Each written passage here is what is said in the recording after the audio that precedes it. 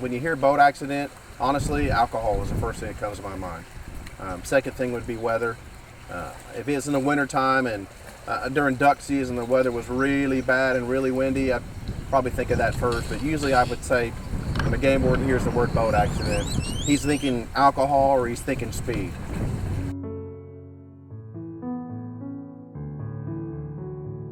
We see some terrible things on the wildlife side, but when it comes to a human being, absolutely, it's the worst. We had a situation out here where we had a 3-year-old drown, and it took us a couple days to recover him, and it really hits home, especially for the game wardens and everyone else who's helping with the search and rescue that have kids maybe to a similar age at home. You just, to lose an infant or a child, anyone on the water, but especially someone that's young, you just try to think, how could we or anybody have prevented this from happening?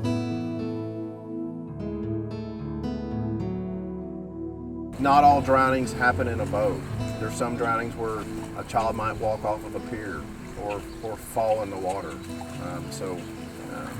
That's something that you have to think about is water safety, not just being on a boat. We had a gentleman drown here last year, and he was actually trying to help a lady. Didn't have his life jacket on, wasn't in a boat, and basically a good Samaritan scenario.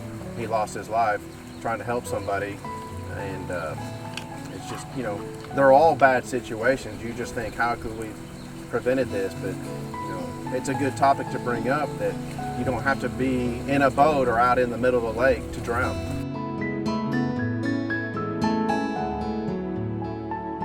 There's a timeline when it goes from a search to a recovery, and it's just the bad part of the job. It's a word we don't like to use, but especially if we have witnesses. If we have witnesses and someone goes down in a swimming area, we've got 10 people that says he went down there.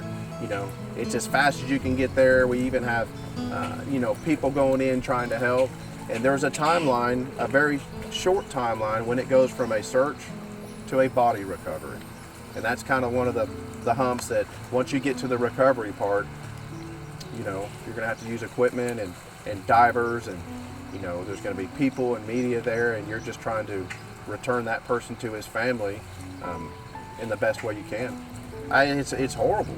I mean, it's like any police officer or anybody telling somebody that when you get from the search, from the recovery search, and you go, hey, they've been down 30 minutes, 45 minutes, we're changing phases and going to a recovery. It's no one wants to hear that. There's always that bit of hope, but when you're just looking at a piece of water, there's no timber, there's no islands, there's witnesses that saw they went down, and it's horrible to tell somebody that.